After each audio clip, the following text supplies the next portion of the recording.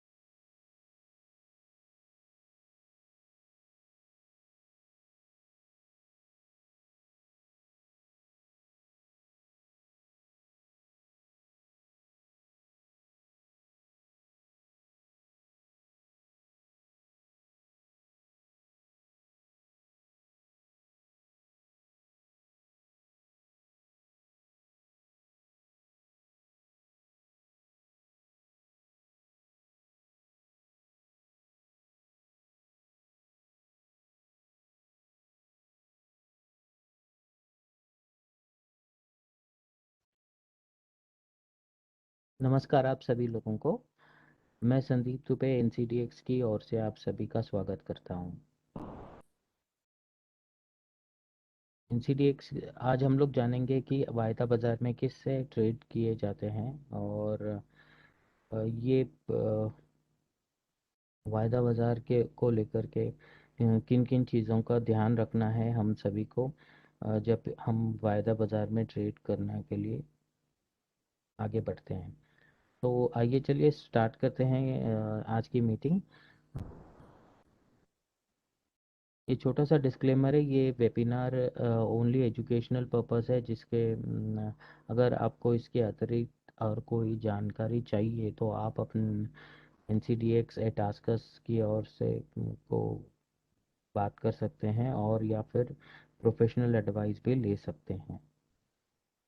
तो आज हम लोग इस प्रेजेंटेशन में ये देखेंगे कि importance of commodity derivative market क्या है और commodity market in India and world में किस तरह से ट्रेड हुए जाते हैं और मेन एग्री कमोडिटी एक्सचेंजेस कौन कौन से हैं, उसमें पार्टिसिपेशन कौन कौन है और some important definition and terminology के बारे में समझेंगे जो कि एग्रीकल्चर वायदे बाज़ार को लेकर के है में काफ़ी ज़्यादा आवश्यक है। जैसे आर्बिट्रेजर हो गया या हेडजर हो गया, या वो लोग कैसे ट्रेड करते हैं एक्सचेंज के प्लेटफॉर्म पे, ये हम लोग समझेंगे। और रोल ऑफ ब्रोकर क्या होता है, इसमें कमीशन एजेंट का क्या काम रहता है वो समझेंगे। और कमोडिटी ट्रेडिंग को किन किन फैक्टर्स अफेक्ट करते हैं ये देखेंगे और इन्वेस्टर्स डू एंड डोंट्स समझेंगे। इसके अतिरिक्त हम मैं ये वेबिनार थोड़ा interactive banana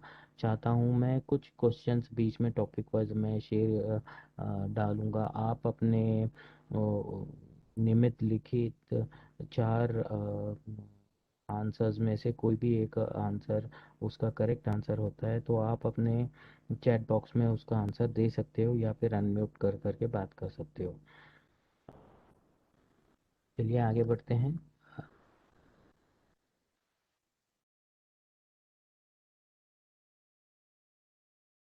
importance of commodity derivative market. Important derivative market की आवश्यकता क्या है बेसिकली। जैसे फार्मर किसान हम भाई हम लोग देखते हैं कि वो अपनी फसल लेकर के आके जैसे मंडी में बेचता है तो उसको काफ़ी ज़्यादा चीज़ों की दिक्कत आती है। जैसे कि रीचेबिलिटी, उसके खेत से लेकर के जब वो वह मंडी के आने का रीचेबिलिटी कम होता है, वहाँ पे मंडी में जाने के बाद में सिक्योरिटी ऑफ द गुड्स का एक प्रॉब्लम होता है, या फिर कहीं पे कोई गेट्स नहीं होते हैं, या फिर कोई ऐसे वेयर और शेड्स नहीं होते हैं, तो ओवरऑल एक डिसऑर्डर्ड मार्केट होता है। एंड इसके अलावा जब वो पहुंच भी जाता है लेकर के, तब वो उसको अपना न्यूनतम मूल्य के आसपास में माल बिकता है या नहीं, या फिर उसको उसका जितना भी उसने फसल के लिए अपना लगाया है पैसा उसके अंदर उसका कोई रिटर्न मिलता है या नहीं, उसको ये श्योरिटी नहीं रहती है किसान को। तो इसके का अगर फार्मर गवर्नमेंट अगर न्यूनतम मूल्य के भाव पे खरीद भी ले, तो अगर फसल कभी ज़्यादा फसल आ गई है तो गवर्नमेंट सारी फसल तो नहीं खरीदेगी, इन द सेंस कितना बोल करके पूरी फसल खरीदेगी न्यूनतम मूल्य के भाव पे गवर्नमेंट।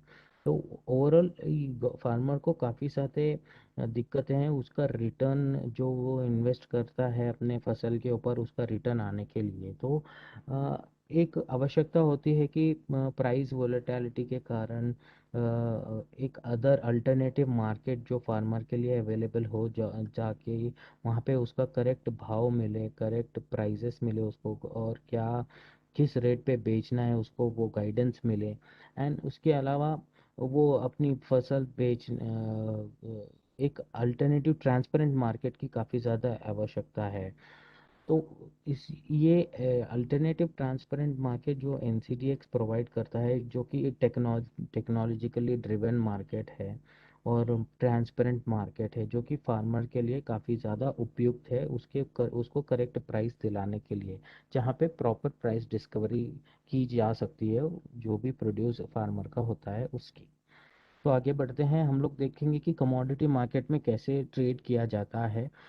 कमोडिटी डेरिवेटिव कॉन्ट्रैक्ट जो कि लिस्टेड टेंजिबल अंडरलाइंग गुड्स के होते हैं, जैसे कमोडिटी का मतलब इन द सेंस ये होता है कि जैसे कोई भी चीज़ जिसको छू छू सकते हैं और उसको जिसकी सुगंध होती है, उसको बेसिकली कमोडिटी कहा जाता है। एंड देन उसके बाद में अगर कमोडिटी के अंदर ट्रेड करना है तो आपको सेबी रजिस्टर्ड ब्रोकर के पास में अपना ट्रेडिंग अकाउंट ओपन करवाना पड़ेगा और अपना KYC and risk disclosure document properly पढ़ करके उसको केवाईसी सबमिट करना पड़ेगा। KYC in the sense know your client, ये डॉक्यूमेंट्स होते हैं, ये दोनों सबमिट करने पड़ेंगे। देन उसके बाद depositing required margin with the broker, margin requirement जितनी भी चाहिए अपने को, आप जिस भी कमोडिटी को ट्रेड करना चाहते हो उसका मार्जिन देनी पड़ेगी। देन उसके साथ में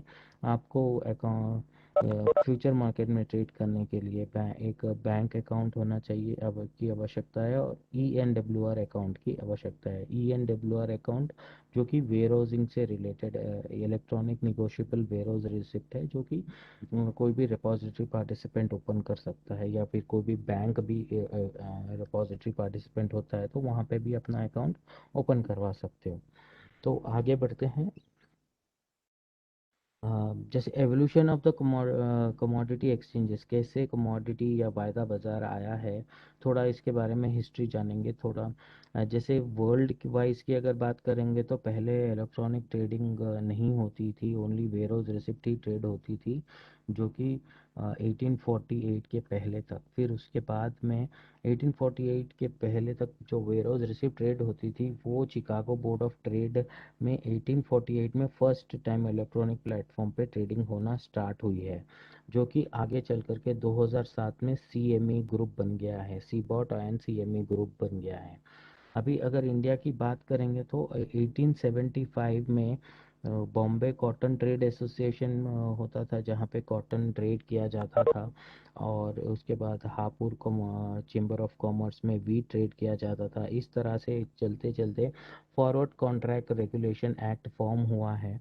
देन उसके बाद में किसी कारणवश वो फ्यूचर ट्रेडिंग या और फॉरवर्ड मार्केट कमीशन बैन कर दिया गया है। फिर उस 1980 में खुसरो कमेटी ने एक अपनी रिपोर्ट के तहत ये कहा गया है कि गवर्नमेंट को कि फ्यूज वायदे बाज़ार से कोई में काफ़ी ज़्यादा फार्मर को बेनिफिट है, काफ़ी ज़्यादा आवश्यकता है, तो गवर्नमेंट ने परमिशन दे दिया था 2003 में। देन तब से लेकर के अभी तक 2015 तक फॉरवर्ड मार्केट कमीशन रेगुलेट करता था।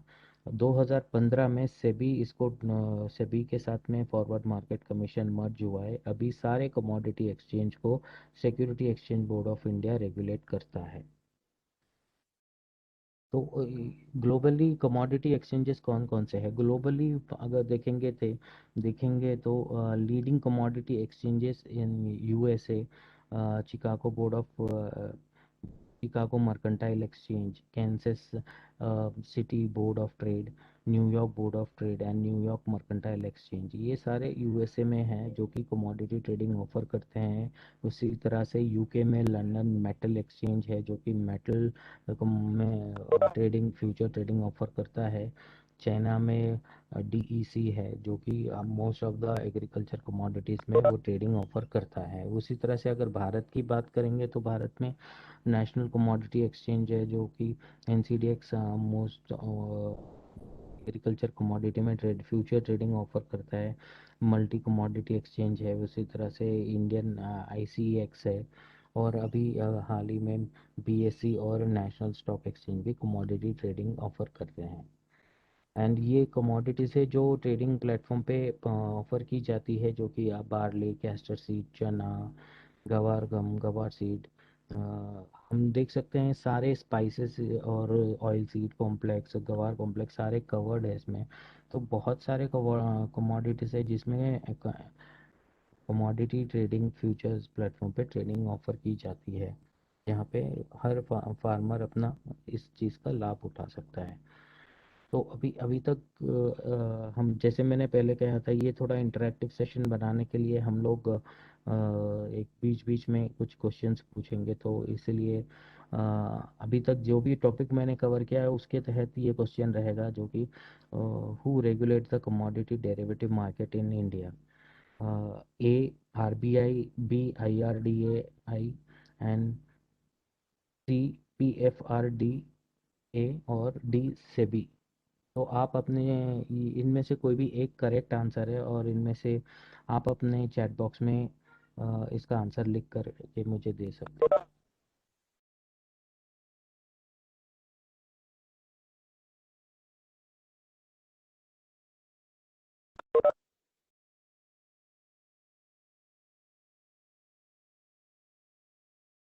थैंक यू सर जी।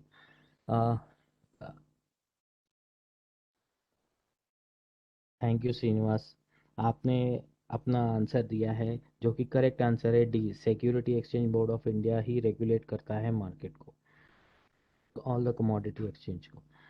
अ, तो आगे बढ़ते हैं। अभी जानेंगे कौन कौन से पार्टिसिपेंट्स ये कमोडिटी प्लेटफॉर्म में आवश्यक है, जो कि कमोडिटी मार्केट में एक मेजर रोल प्ले करते हैं। पहले होता है आर्बिट्रेजर, फिर हेजर एंड फिर स्पेक्यूलेटर, जो कि कमोडिटी एक मार्केट को चलाने में इन तीनों का काफ़ी मेजर रोल होता है। आर्बिट्रेजर्स वो होते हैं जो दो मार्केट्स के बीच में जो भी प्राइस डिफरेंस होता है उसका बेनिफिट लेने के लिए मार्केट में आते हैं और बेनिफिट उठाते हैं, चले जाते हैं। जैसे एग्जांपल बात करेंगे तो फिजिकल मार्केट एक होता है और फ्यूचर मार्केट एक होता है, दो अलग अलग मार्केट है। जो फिजिकल मार्केट में बाइंग करते हैं और फ्यूचर में सेलिंग कर देते हैं कुछ उस मुनाफे के साथ में। वो मुनाफा जैसे ही आता है वो लेकर के अपना पोजीशन काट लेकर के मार्केट से एग्जिट हो जाते हैं। वही स्पेक्यूलेटर की अगर बात करेंगे तो ये अगर डे ट्रेडर्स होते हैं, जो कि सुबह में अपना पोजीशन बनाते हैं। इनको प्राइस का एक दिन में जितना भी मूवमेंट होता है उसका मुनाफा लेकर के जाने के लिए ये मार्केट में आते हैं, जो कि सुबह में पोजीशन बनाते हैं और शाम तक चाहे प्रॉफिट हो या लॉस हो वो काट करके अपना पोजीशन कट करके चले जाते हैं। तो ये स्पेक्यूलेटर होते हैं जो मेजर लिक्विडिटी लाने का रोल प्ले करते हैं इसमें। और हेडजर्स हो ये इम्पोर्टेंट लोग होते हैं, जो कि एक्सचेंज के अंदर अपना प्राइस रिस्क हो को मैनेज करने के लिए एंटर होते हैं और अपना पोजीशन बनाते हैं। फॉर एग्जांपल अगर हेजर का एग्जांपल दूंगा तो एक फार्मर है जो जिसका जिसको ये पता नहीं होता कि उसका फसल किस भाव में वो आगे जा कर के बिकेगी। तो ये भय होता है उसको मन में। तो जब भी वो फसल बोता है तभी अगर वायदे बाजार को देख कर वो ये निर्णय अगर ले सकता है कि अगर उसकी फसल करेक्ट भाव में वायदे बाजार में अगर ट्रेड की जा रही है तो वो अपनी फसल को बुआई के पहले ही बेच सकता है एक्सचेंज प्लेटफॉर्म पे से, जो कि सेल पोजीशन बना सकता है और अपनी निश्चिंत होकर के अपनी फसल बुआई के ऊपर ध्यान दे सकता है। और जब बुआई हो करके कट करके जब फसल अपनी हाथ में आ जाती है तब वो अपना डिसीजन ले सकता है। तभी भी अगर उसको वायदे बाज़ार में बेचने पर उसको प्रॉफिट होता है तो वो लेकर जाके फसल अपने वायदे बाज़ार में ट्रेड डिपॉजिट करेगा।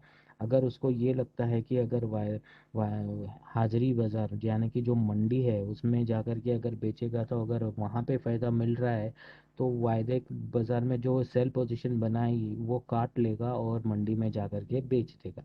तो बेसिकली यहाँ पे हेजेस ये कर रहे हैं कि अपना जो प्राइस रिस्क है वो हेज कर रहे हैं फ्यूचर प्लेटफॉर्म पे, वो प्राइस रिस्क ट्रांसफर कर रहे हैं फ्यूचर प्लेटफॉर्म पे।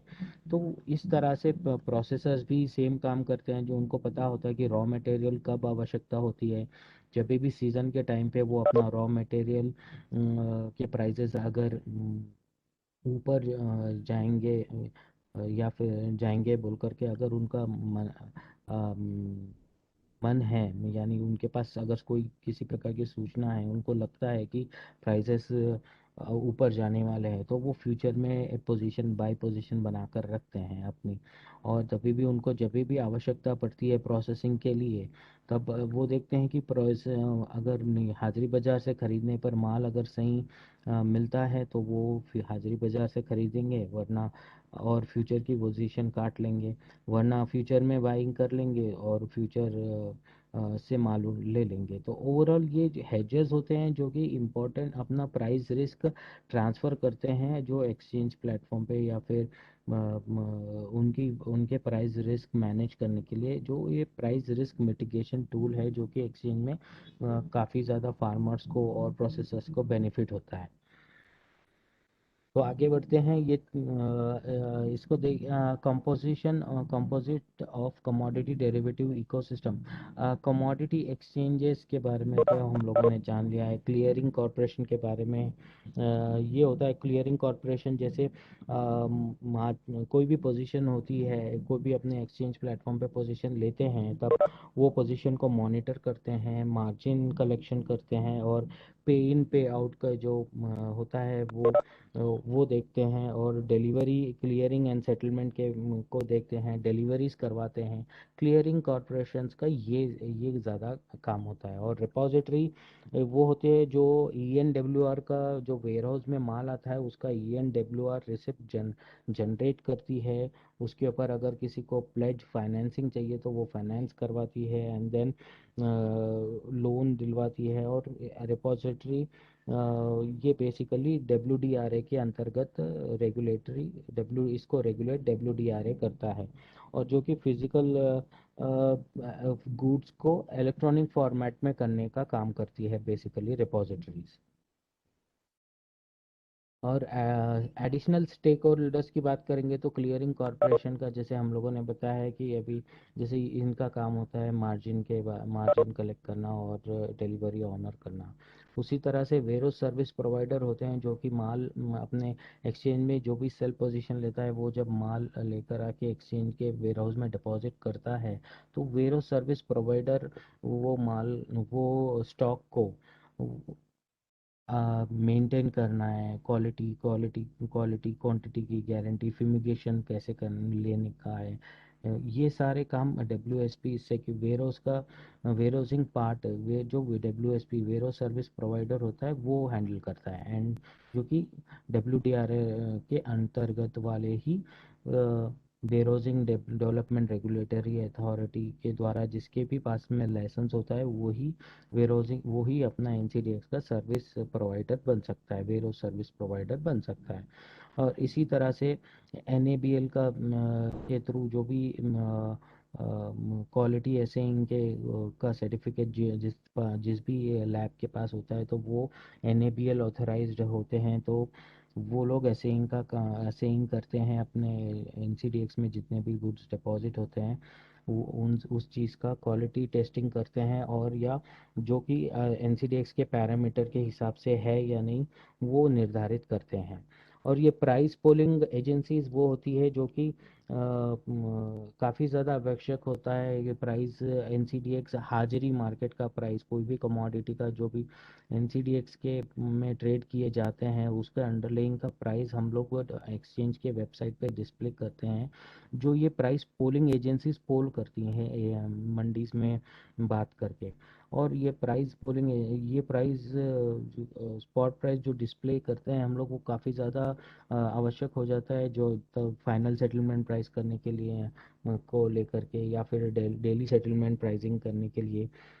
और है ना, ये एक स्ट्रैटेजी बनाने के लिए भी ट्रेडर्स को या वैल्यू चेन पार्टिसिपेंट्स को काफ़ी ज़्यादा आवश्यक होता है। स्पॉट प्राइस जो कि फिजिकल मार्केट में क्या भाव चल रहा है और फ्यूचर में क्या भाव चल रहा है, वो स्क्रीन पे ही दिखाई देता है। तो उसके हिसाब से हम लोग कोई भी ट्रेडर हो या फिर कोई भी वैल्यू चेन पार्टिसिपेंट हो, अपना अपना स्ट्रैटेजी बना सकता है। और फार्मर प्रोड्यूसर ऑर्गेनाइजेशन जो कि फार्मर को अपने एक्सचेंज में आकर के ट्रेड करने के लिए, ये ये हमारे एक्सचेंज में आकर के ट्रेड करने के लिए काफ़ी ज़्यादा अभी अभी जो कि फार्मर को काफ़ी बार्गेनिंग पावर देते हैं। बेसिकली फार्मर्स को ये एफपीओज बार्गेनिंग पावर देते हैं ताकि उनका माल करेक्ट भाव पे एक्सचेंज में या फिर कोई भी प्लेटफॉर्म पे ट्रेड हो सके। तो इसलिए ये फार्मर प्रोड्यूसर ऑर्गेनाइजेशन भी यहाँ एक्सचेंज में मेजर रोल प्ले करते हैं। अभी कमोडिटी और इक्विटी मार्केट का डिफरेंस अगर समझने की कोशिश करेंगे, यहाँ पे एक commodity market basically underlying of the वायदा बाजार होता है, जिसका अंडरलेइंग एक और डिज़ाइन किया जाता है जो कि स्टैंडर्ड होता है और जिसकी एक्सपायरी होती है, स्टैंडर्डाइज होता है जिसकी एक्सपायरी होती है। उसी तरह से इक्विटी डेरिवेटिव मार्केट में एक परपेचुअल होता है जो भी स्टैंडर्डाइज होता है और जिसकी एक्सपायरी नहीं होती है।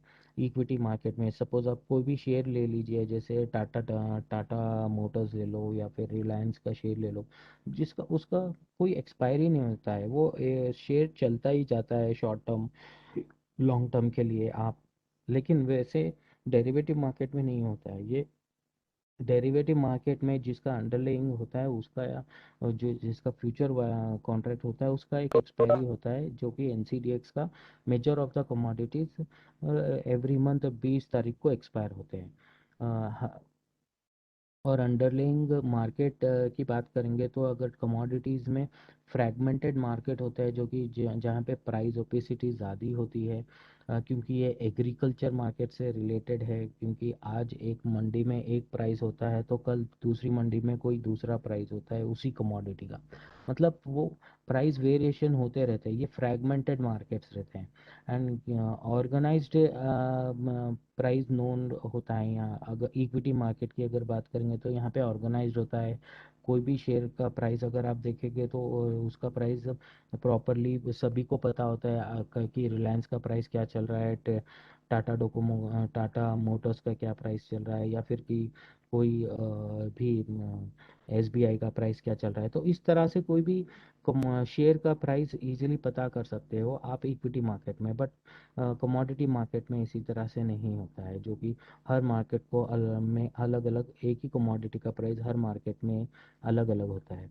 वैसे सप्लाई की अगर बात करेंगे तो कभी सप्लाई कमोडिटी मार्केट में, क्योंकि एग्रीकल्चर कमोडिटी है जो कि सीजनल बेस्ड है, जहाँ पे जिस भी स्टेट में कभी रेनफॉल मानसून काफ़ी सपोर्टिव रहा तो काफ़ी अच्छा प्रोडक्शन होता है, कभी सपोर्टिव नहीं रहा तो प्रोडक्शन कम हो जाता है। तो ये इसका प्राइस सप्लाई एस्टिमेशन लगाना काफ़ी मुश्किल भरा काम होता है, जो कि सर्टनिटी नहीं रहती है ये मार्केट में। बट वेराज अगर इक्विटी मार्केट की अगर बात करेंगे तो इसमें कितने शेयर्स कितने भाव पे ट्रेड किए जाते हैं, वो उनके पब्लिक डोमेन में उनके वेबसाइट में जा कर के हम लोग को ईजिली पता कर सकते हैं। उसी तरह से पार्टिसिपेंट्स की अगर बात करेंगे तो यहाँ पे कमोडिटी मार्केट में ट्रेडर, ब्रोकर या एफपीओज भी ट्रेड किए जा सकते हैं वैसे। वेराज इक्विटी मार्केट में रिटेल एंड इंस्टीट्यूशनल वाले काम करते हैं।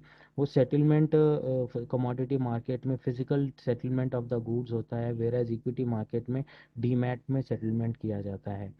और प्राइस सेंसिटिविटी कमोडिटी मार्केट में वेरी हाई होती है, वेराज इक्विटी मार्केट में मीडियम होते हैं। कभी प्राइस सेंसिटिविटी का बेसिकली का एग्जांपल अगर देंगे तो प्राइस अब सपोज अगर कोई भी कमोडिटी के एग्जांपल की अगर बात करूंगा तो ऑनियन का अगर भाव अगर चेंज होता है तो किसी पूरे बहुत सारे मार्केट में बहुत सारे लोगों को इम्पैक्ट करता है, बहुत सारे मास को इम्पैक्ट करता है। वेराइज अगर कोई भी एक रिलायंस का शेयर अगर गिर जाता है या फिर एसबीआई का शेयर या कोई भी एक कंपनी का शेयर अगर गिर जाता है तो वो उसके होल्डर को ही इम्पैक्ट करता है। वेरएज इसीलिए प्राइस इक्विटी मार्केट में मीडियम सेंसिटिव होता है, वेरएज कमोडिटी मार्केट में प्राइस का सेंसिटिविटी वेरी हाई होती है। वैसे सोफिस्टिकेटेड लेवल ऑफ पार्टिसिपेशन की अगर बात करेंगे तो कमोडिटी मार्केट में काफ़ी लो सोफिस्टिकेटेड है, लोग काम करते हैं। वेराइज इक्विटी मार्केट में क्योंकि ये सर्टन है, मेच्योर्ड मार्केट है, तो ये काफ़ी मेच्योर्ड सोफिस्टिकेटेड पार्टिसिपेशन देखने को मिलता है।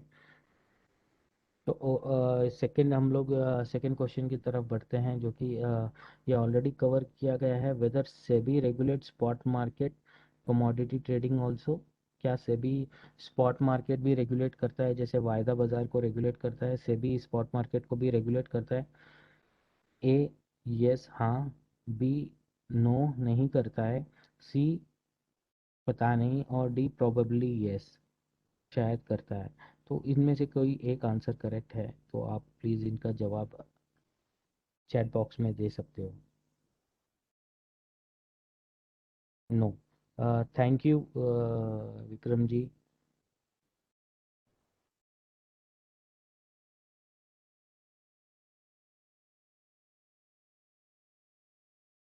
सेबी नहीं रेगुलेट करता है स्पॉट मार्केट को, ओनली सेबी रेगुलेट करता है फ्यूचर मार्केट को। ये सही आंसर है इसका। तो आगे बढ़ते हैं। Benefits of commodity derivative trading की अगर बात करेंगे तो बेसिक बेनिफिट कमोडिटी ट्रेडिंग का प्लेटफॉर्म का ये है, एनसी वायदे बाजार का ये है कि प्रॉपर प्राइस डिस्कवरी हो। जैसे अगर इसका मैं एग्जांपल यहाँ पे मेंशन करना चाहता हूँ, जैसे एक कमोडिटी है और कोई एक मंडी में जा कर के उस कमोडिटी का अगर भाव अगर आप पूछोगे तो वहाँ के 10 लोग ही आपको बताएंगे कि उस कमोडिटी का भाव क्या चल रहा है वहाँ पे।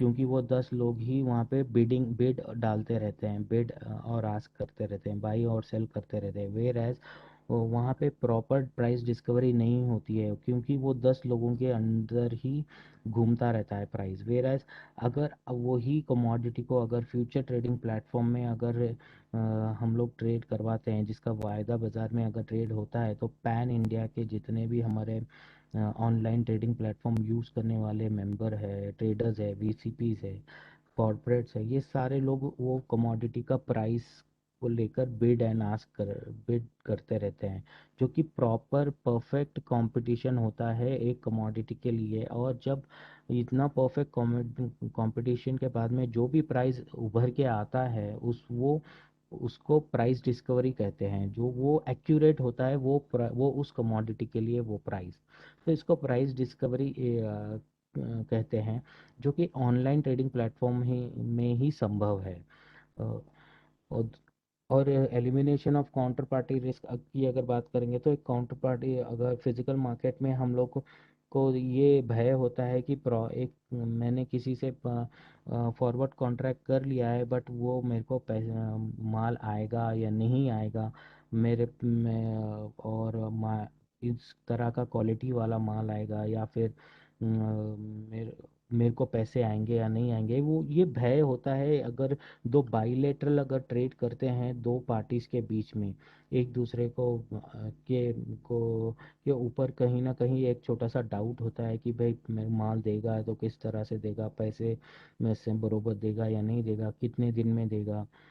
तो ये भय एनसीडीएक्स पे ट्रेड करने से या वायदे बाजार में ट्रेड करने से नहीं होता है, because NCDEX counter party risk handle करता है, जो कि दोनों के बीच में एक रह करके जो भी काउंटर पार्टी रिस्क होता है वो जो एनसीडीएक्स हैंडल करता है दोनों बायर और सेलर के बीच में। और access to all type of market participant, जो भी एक्सचेंज में प्राइसेस दिखा रहे हैं हम लोग, वो सारे मार्केट पार्टिसिपेंट के लिए एक्सेसिबल होती है। हर कोई आकर के इसमें बाई एंड सेल कर सकता है। वैसे स्टैंडर्ड प्रोडक्ट्स होते हैं यहाँ पे, एक थ्रू प्रॉपर मार्केट में जा कर के सर्वे कर करके कोई प्रॉपर एक्सपोर्टर्स इंपोर्टर्स सारे लोगों से तय करके आई प्रॉपर आईएसआई मार्किंग वाले एक पैरामीटर्स को मैच करना है, एफएसएसआई पैरामीटर्स को मैच कर करके ये एक प्रोडक्ट डिज़ाइन होता है जो कि स्टैंडर्ड होता है। जैसे 5 MT का एक लॉट हो गया या फिर 1 MT का, मतलब एक एक स्टैंडर्डाइज प्रोडक्ट होते हैं जिसके जो यहाँ पे ट्रेड किए जाते हैं। एक जैसे अगर फिजिकल मार्केट में बात करेंगे तो अगर मंडी में अगर जाकर अगर खरीदेंगे तो किसी के पास 10 बैग होते हैं, किसी के पास 15 बैग होते हैं, किसी के पास 2 बैग होते हैं, किसी के पास 100 बैग होते हैं। तो ये ऐसे फ्रैगमेंटेड नहीं होता है यहाँ पे, स्टैंडर्ड प्रोडक्ट स्टैंडर्डाइज किया जाता है क्वांटिटी को भी और सारे प्रोडक्ट को। और ट्रांसपेरेंट ट्रेडिंग प्लेटफॉर्म की बात करेंगे तो अगर एक प्राइस अगर हैदराबाद में बैठ करके अगर मेरे को कोई टम कमोडिटी का प्राइस अगर 7,000 या फिर 6,000 दिखता है, वही प्राइस दिल्ली में बैठ करके उस कमोडिटी का प्राइस उसको भी 7,000 मेरे को जो दिख रहा है उसको भी वही दिखेगा। मतलब ट्रांसपेरेंट ट्रेडिंग प्लेटफॉर्म है ये, कहीं पे भी कोई डिविएशन नहीं होता है, क्योंकि ये इलेक्ट्रॉनिकली ड्रिवन होता है, इलेक्ट्रॉनिक एंड टेक्नोलॉजिकली ड्रिवन होता है। अगर थोड़े फाइनल सेटलमेंट प्राइस, तो कुछ जार्गन की अगर बात करेंगे तो फाइनल सेटलमेंट प्राइस वो होता है जो कि लास्ट 3 डेज का वेटेड एवरेज प्राइस होता है। 3 डेज 3 स्पॉट पोलिंग का जो स्पॉट प्राइसेस का एवरेज का प्राइस होता है फाइनल सेटलमेंट प्राइस। उसी तरह से मार्क टू मार्केट की अगर बात करेंगे तो difference between the rate of the contract and the clearing rate if it is entered into on to the day or previous day of the clearing rate।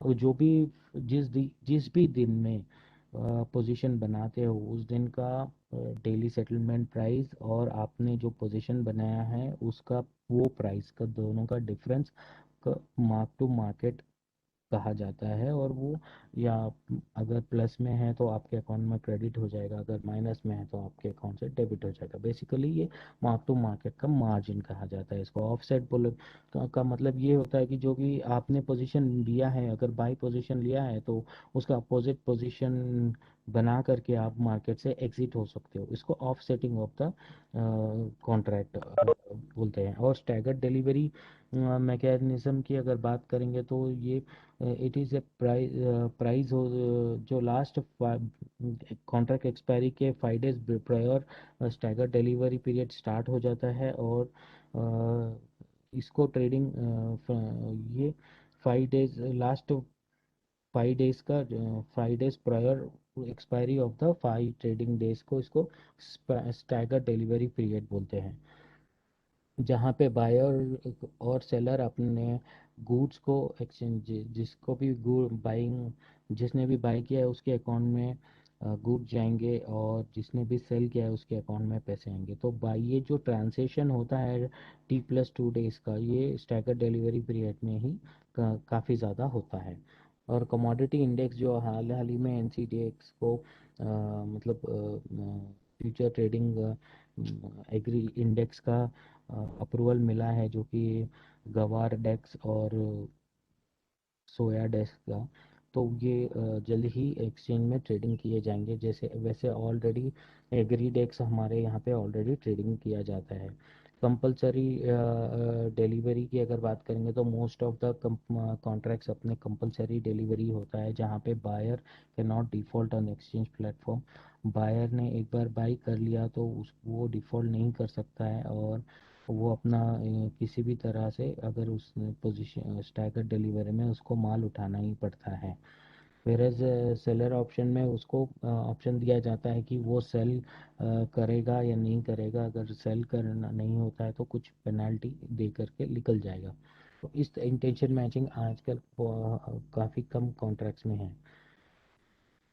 यहाँ पे प्राइस डिस्कवरी की बात करेंगे तो अ, जो भी फार्मर है उसको NCDX के द्वारा से जुड़ा हुआ है, उसको प्राइस अलर्ट्स मिलते रहते हैं, जो कि अपने SMS द्वारा प्राइस डिसेमिनेशन मैकेनिज्म के द्वारा उसको जो भी NCDX के फ्यूचर कमोडिटी ट्रेडिंग हो रही है, जिस भी वायदा बाजार चल रहा है उस कमोडिटी का फार्मर सब्सक्राइब किया है, तो उसको डेली SMS द्वारा उसको प्राइजेस भेज दिए जाते हैं उसके मोबाइल पर। और तब वो अपना बार्गेनिंग पावर जो भी कमीशन एजेंट से होता है उसको वो एनहांस कर सकता है। वो अपनी इच्छा के अनुसार अपना माल बेचेगा या नहीं बेचेगा, वो अपना निर्णय खुद ले सकता है। तो ये कमीशन एजेंट को का डोमिनेंस जो होता है वो फार्मर के ऊपर, उसको हटाने के लिए ये बेसिकली किया जाता है। बेसिकली फार्मर को अपने माल हक है कि अपना माल किस रेट पे बेचे, वो निर्णय ले। तो बेसिक ये SMS द्वारा या फ्यूचर ट्रेडिंग प्लेटफॉर्म के द्वारा जो भी SMS ये भेजे जाते हैं, तो फार्मर को अपना बार्गेनिंग पावर बढ़ाने के लिए काफ़ी ज़्यादा आवश्यक है। यहाँ पे हम लोग देख सकते हैं कि प्राइस रिस्क मैनेजमेंट कैसे अपने एक फार्मर ने किया है पिक्टोरियल फॉर्मेट में। जब भी फार्मर बुआई के टाइम पर अपने फ्यूचर में देख करके प्राइस इसने लॉक कर दिया है, अब वो निश्चिंत है। फर्स्ट अब फोटो की अगर बात करेंगे तो हम लोग वो अभी निश्चिंत है कि भाई उसने अपना प्राइस रिस्क मैनेज कर लिया है जो, और फ्यूचर ट्रेडिंग प्लेटफॉर्म में पोजीशन बना करके। और दूसरा, फार्मर आफ्टर इसने पोजीशन बनाए बाद में वो प्राइसेस काफ़ी ज़्यादा नीचे चले गए। बट तो जिसने अपना पोजीशन फ्यूचर में नहीं बनाया है वो काफ़ी ज़्यादा दुखी है। बट जिसने अपना माल फ्यूचर में लॉक कर कर रख दिया है और अपने लॉसेस को फ्यूचर में ट्रांसफ़र कर दिया है, जो कि प्राइस रिस्क जो है वो ट्रांसफ़र कर दिया है, तो वो खुश है कि अब उसने अपना प्राइस लॉक कर दिया है और वो अब उसी रेट पर पे एक्सचेंज में माल बेचेगा। जैसे ही उसकी फसल कट जाती है, बुआई हार्वेस्ट कर करके हाथ में आ जाती है, वो लेकर जाके एक्सचेंज के प्लेटफॉर्म में डिलीवरी दे देगा और उसी रेट पर पे उसको वो सेटलमेंट किया जाता जाएगा उसकी। तो ये बेसिकली ये प्राइस रिस्क मैनेजमेंट किया है फार्मर ने। तो एक यहाँ पे एक क्वेश्चन आता है जो कि which of the given factors affect the price of the agri commodities. Weather condition. A, कौन कौन से फैक्टर होते हैं जो कि एग्री कमोडिटी के प्राइजेस को अफेक्ट करते हैं। एक तो वेदर कंडीशन जो कि मानसून होता है। बी, एग्रीकल्चर प्रोडक्शन, या फिर प्रोडक्शन होता है जो कि प्राइस प्रोडक्शन का बढ़ गया या कम हो गया, ये भी प्राइजेस को अफेक्ट करेंगे या नहीं कर सकते हैं। C, change in import and export policy, कोई भी एक्सपोर्ट पॉलिसी अगर, या all of the above. Thank you sir. All of the above.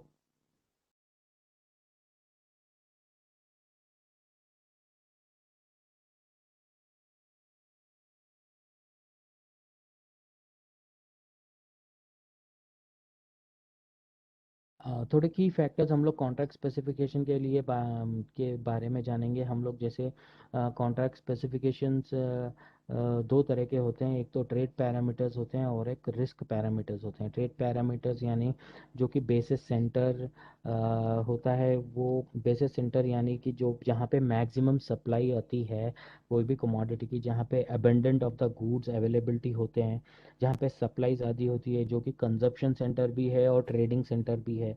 Large number of buyers and sellers जहाँ पे बैठे होते हैं, वो बेसिस सेंटर बना दिए जाते हैं। और वहाँ पे एक अच्छा सा वेयर हाउस इंफ्रास्ट्रक्चर भी होना चाहिए बेसिस सेंटर बनने के लिए। बेसिकली बेसिस सेंटर ये सारे पैरामीटर्स मैच करेंगे तो वो बेसिस सेंटर बना दिया जाएगा।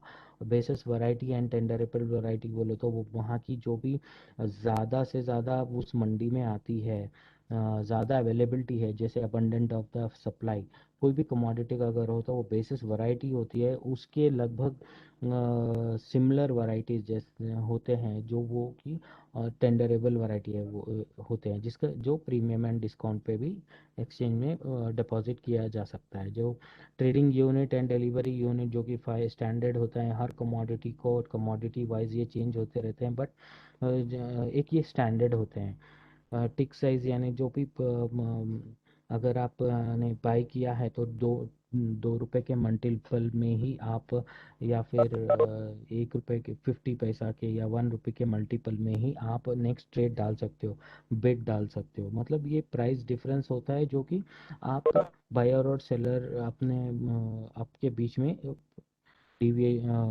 कि ये टिक साइज चेंज होता रहता है हर कमोडिटी को लेकर के।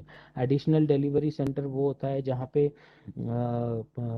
एक मंडी के अलावा और बाकी दूसरे मंडियों में भी सेम कमोडिटी आता है, जिसको हम एडिशनल डिलीवरी सेंटर बनाते हैं। और वहाँ पे डिपॉजिट भी किया लिया जाता है एडिशनल डिलीवरी सेंटर में। और जैसे ट्रेड टाइमिंग मानते हैं तो 9 to 5 अभी प्रेजेंटली अवेलेबल है। जैसे क्वालिटी पैरामीटर हो गया, कोई भी एक कमोडिटी का क्या क्वालिटी पैरामीटर होना काफ़ी ज़्यादा आवश्यकता है, जो कि एफएसएसआई और आईएसआई के पैरामीटर्स को मैच करते हुए हम लोग ट्रेडिंग ये प्रोडक्ट डिज़ाइन करते हैं। एंड देन इसी के ऊपर ही असेइंग किया जाता है या सैम्पलिंग किया जाता है। और हर कॉन्ट्रैक्ट का एक एक्सपायरी डेट होता है। जो कि मैच्योरिटी डेट बोलते हैं। इसी तरह से रिस्क पैरामीटर्स भी होते हैं जो कि ओपन पोजीशन को लिमिट करते हैं। देन उसके बाद delivery limit of the price fluctuation को भी, प्राइस फ्लक्चुएट होता है जो कि हर कमोडिटी को लेकर के, और मार्जिन दे करके ही इसमें ट्रेड किया जाता है। Initial margin, extreme loss margin, ये सारे प्राइस को कंट्रोल करने के लिए, जैसे अप एंड डाउन जो भी काफ़ी ज़्यादा हो गया, या कंटिन्यूसली अपर सर्किट या लोअर सर्किट मार रहा है, जो प्राइस एक्सट्रीमली लेवल पे चला जा रहा है किसी भी कारणवश, तो ये सब रिस्क मैनेजमेंट करते रहते हैं। टाइप्स ऑफ कमोडिटी प्रोडक्ट्स, जैसे फ्यूचर कॉन्ट्रैक्ट तो हो गया जो कि स्टैंडर्ड होता है अंडरलाइंग में ये को लेकर के। Derivative value for underlying commodity of the spot prices, stand एक फ्यूचर ट्रेड होता है जो कि जिसका स्पॉट प्राइजेस, डेरिवेटिव होता है स्पॉट प्राइजेस, तो वो वायदा बाजार में ट्रेड किया वायदा बाजार उसी में होता है जिसका स्पॉट प्राइस में स्पॉट भी होता है। और ऑप्शन कॉन्ट्रैक्ट्स हाल ही में सेबी ने अप्रूवल दिया है। और कॉन्ट्रैक्चुअल राइट्स एंड जहाँ पे बायर और सेलर अपना कॉल बाई या कॉल पुट एक सर्टेन प्रीमियम अमाउंट पे, एक सर्टेन स्ट्राइक प्राइस पे खरीदते हैं। ओनली मिनिमम प्रीमियम के ऊपर वो अपना पुट बाई या फिर पुट सेल या फिर कॉल बाई या कॉल सेल कर सकते हैं। वो मिनिमल उसके लिए उनको छोटा सा प्रीमियम देना पड़ता है पर्टिकुलर स्ट्राइक प्राइस में ट्रेड करने के लिए, जो कि एक्सचेंज में एनसीडीएक्स की कमोडिटीज़ में अवेलेबिलिटी है। अभी बेनिफिट्स ऑफ रिस्क ट्रांसफ़र ये भी हम लोगों ने कवर कर लिया। वेयरहाउसिंग की अगर बात करेंगे तो वेयरहाउसिंग सर्विस प्रोवाइडर मेंटेन करता है, फैसिलिटेट करता है गुड्स को, एंड देन रजिस्टर्ड विद डब्ल्यूडीआरए होना चाहिए वेयरहाउसिंग, और एम्पैनल विद क्लियरिंग कॉरपोरेशन के साथ हर डब्ल्यूएसपी एम्पैनल होना चाहिए। Warehousing, depositing goods in the warehouse का प्रोसेस बेसिकली ऐसे होता है कि सेलर जब भी अपना पोजीशन एनसीडीएक्स पे बनाता है, तो उसके अगेंस्ट में उसको डिपॉजिट करना होता है गुड्स, जो एनसीडीएक्स पैरामीटर्स के हिसाब से है या नहीं चेक करने के लिए वो अपना सेल पोजीशन के अगेंस्ट में लेकर जाके गुड्स एनसीडीएक्स को बेच रहा है। तो तब एनसी तो वो उसके पोजीशन के अगेंस्ट में पहले वो क्या करेगा, एग्री गुड्स को एग्रीगेट करेगा, सॉर्टिंग एंड ग्रेडिंग करेगा, एनसीडीएक्स के पैरामीटर्स के हिसाब से बनाएगा, मॉइस्चर वगैरह सब कंट्रोल करेगा। फिर उसके बाद में वो ऑनलाइन वेयरहाउस में स्पेस बुक कराएगा। स्पेस बुक करने के बाद में वो ट्रांसपोर्ट कर करके वेयरहाउस के पास अपना स्टॉक लेकर जाएगा, और स्टॉक लेकर जाने के टाइम पे वहाँ पे असेइंग होता है, यानी सैम्पलिंग होती है उसके गुड्स की। उस सैम्पलिंग में ये सैम्पलिंग रिपोर्ट से ये पता चलता है कि वेदर ये एनसीडीएक्स के पैरामीटर के हिसाब से है या नहीं, ये तय किया जाता है। अगर माल जो भी स्टॉक फार्मर लेकर आया है या फिर ट्रेडर लेके आया है, डिपॉजिटर लेके आया है जो एनसीडीएक्स, तो वो अगर सर्टिफिकेट पास होता है जो एनसीडीएक्स के पैरामीटर्स अगर होता है, तब उसका ENWR रिसिप्ट जनरेट होती है और एनसीडीएक्स में वो ट्रेड करने के काबिल बन जाता है। अगर अगर नहीं होता है तो वो जो भी जिसने भी डिपॉजिट किया है, या फार्मर या कोई भी हो, तो उसको वो एक्सचेंज वो माल अपना खुद लेकर के वापस लेके दूसरा माल लेकर के आ सकता है। क्लियरिंग एंड सेटलमेंट की तो हम लोगों ने ऑलरेडी बात की है। और यहाँ पे एक क्वेश्चन आता है, the process of protecting oneself against unpredictable change in the price by shifting price risk to someone else is called A. Arbitrating, B. Hedging, C. Investing, D. None of these। जो भी arbitrage होता है, thank you Amit ji.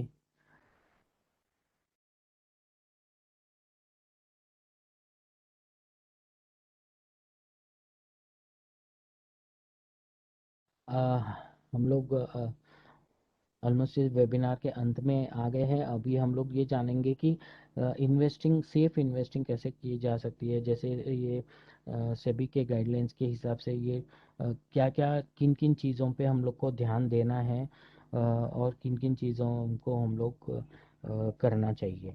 एक do and don'ts बोलते हैं। Do में हम लोग ये देखते हैं कि सेबी रजिस्टर्ड ब्रोकर के साथ ही हम लोग ट्रेड करना चाहिए। और इनसे सेबी रिस्क ये रिस्क डिस्क्लोजर डॉक्यूमेंट हमको सारा पढ़ना चाहिए, जिसमें ये होता है कि आप एक्सचेंज में हो या फिर कोई भी वायदा बाजार में ट्रेड करने पर आपको कितना कितना रिस्क है, कितना मार्जिन देना पड़ेगा, कितना प्राइजेस ऊपर जा सकते हैं, कितना नीचे जा सकते हैं, ये सारे रिस्क डिस्क्लोजर डॉक्यूमेंट में लिखित होते हैं। तो वो उसको काफ़ी ध्यान से पढ़ करके एक्सचेंज में अपना अकाउंट ओपन करो, सेबी रजिस्टर के मेंबर के पास में अकाउंट ओपन करवाना है। ऑलवेज भी कंप्लेंट विद केवाईसी का नॉर्म्स देना है। नो योर क्लाइंट का जो भी डॉक्यूमेंट्स होते हैं वो फुलफिल करना है।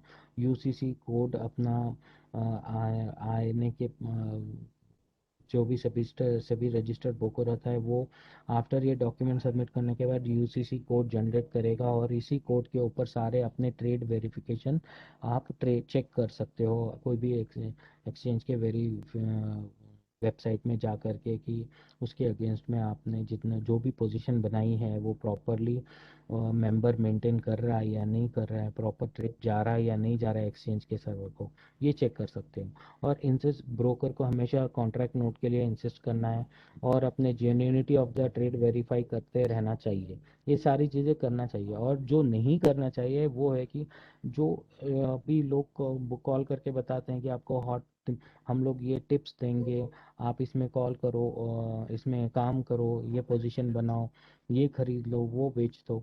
ये आजकल काफ़ी ज़्यादा हो गया है। मोबाइल में टिप्स, मोबाइल में मैसेज के द्वारा या फिर फ़ोन कॉल के द्वारा, अनसॉलिसिटेड कॉल्स के द्वारा हमको बताया दिया जाता है, और इन सब चीज़ों में हमको नहीं पड़ना है। हम लोग do not undersign duplicate या अंडर साइन विदाउट साइन किया हुआ कॉन्ट्रैक्ट नोट को एक्सेप्ट नहीं करना है। और पोजीशन बियॉन्ड कैपेसिटी के ज़्यादा या फिर लोन लेकर के कोई भी पोजीशन बनानी नहीं चाहिए। अपना फाइनेंशियल स्टेटमेंट और ट्रेडिंग स्टेटमेंट हमेशा ट्रैक करते रहना चाहिए। और हायर वैल्यू एंड कोई भी नेगलेक्ट नहीं करना चाहे किसी भी कॉल्स को लेकर के या फिर कोई भी फाइनेंशियल स्टेटमेंट को लेकर के। इंटरनेट ट्रेडिंग अकाउंट का पासवर्ड किसी से शेयर करना नहीं चाहिए। Do not access brokerage pay नहीं करना चाहिए। और एश्योर्ड रिटर्न अगर का कोई अगर कॉल लेता है तो वो उसके ऊपर ध्यान नहीं देना चाहिए। और रिस्क इन्वॉल्वमेंट ट्रेडिंग जो भी होती है उससे दूर रहना चाहिए, और डब्बा ट्रेडिंग से दूर रहना चाहिए। और डू में अगर बात करेंगे तो प्रॉपर टाइम पे मार्जिन पे करना चाहिए, और चेक और डिमांड ड्राफ्ट के द्वारा ही अपना जो भी विड्रॉल अमाउंट होता है वो लेना चाहिए। और मोबाइल और ईमेल स्टेटमेंट, अगर हम लोग मोबाइल नंबर चेंज करते हैं या ईमेल आईडी चेंज करते हैं तो वो अपडेट करवाना चाहिए सभी रजिस्टर के ब्रोकर को। यहाँ पर हमारा ये वेबिनार ख़त्म होता है। अगर किसी भी ये चीज़ में आपको कोई भी अगर कोई डाउट्स है तो आप अपना माइक अनम्यूट कर करके पूछ सकते हो, या फिर मुझे चैट बॉक्स में अपना क्वेश्चन दे सकते हैं।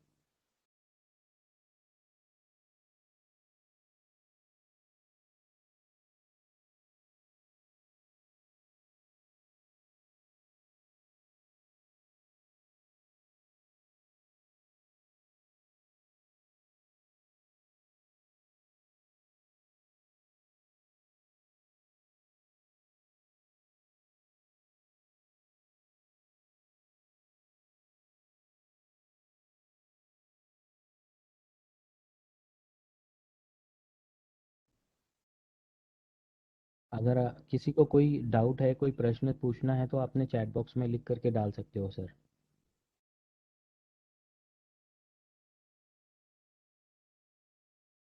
सर स्पॉट पोलिंग समझा देंगे एक बार। हाँ सर, एक्चुअली स्पॉट पेलिंग ये होता है हमारी एक बेसिकली एजेंसी होती है जो कि स्पॉट प्राइस पोल करते रहती है हर मंडी से। जैसे हमारे यहाँ पे जितने भी वायदे ट्रेड किए जाते हैं उसके हर मंडी से स्पॉट प्राइस पोल किया जाता है, जहाँ पे जो काफ़ी ज़्यादा आवश्यकता होती है इस प्राइस की, बिकॉज हाजिरी बाज़ार का प्राइस अगर आप ट्रेड किया फ्यूचर में के प्लेटफॉर्म पे अगर दिखाएंगे तो वो उसके ऊपर आप अपना प्राइजेस स्ट्रैटेजी हो या फिर कोई भी अपना ट्रेड बना सकते हो कि भाई स्पॉट प्राइस इतना नीचे जा रहा है तो फ्यूचर भी जाएगा। बेसिकली ये फंडा होता है कि स्पॉट प्राइस जो भी वायदा चलता रहता है वो फाइनली स्पॉट प्राइस के आसपास ही क्लोज होता है, ये बेसिक रूल है। तो स्पॉट प्राइस पोलिंग हम लोग कर करके फ्यूचर में डिस्प्ले करते हैं।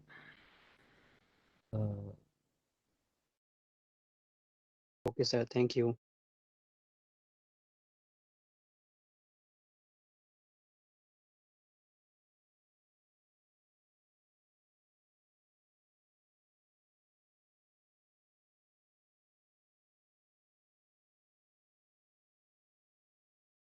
थैंक यू, आप सभी लोग ज्वाइन किए हैं। मुझे काफ़ी अच्छा लगा आप सभी से इंटरेक्ट कर करके। ऐसे ही एनसीडीएक्स के साथ जुड़े रहिए। एनसीडीएक्स ऐसे वेबिनार हर रोज़ लेकर आता है, और हम लोग से जुड़े रहिए, और इसी तरह से डिस्कशन करके ही हम लोग अपना ट्रेड और ज्ञान हम दोनों काफ़ी ज़्यादा फ्यूचर वायदे बाज़ार को लेकर के बढ़ा सकते हैं और फाइनेंशियली इंडिपेंडेंट हो सकते हैं। थैंक यू सो मच आप सभी को मेरे साथ जुड़े हुए रहने के लिए। Thank you so much.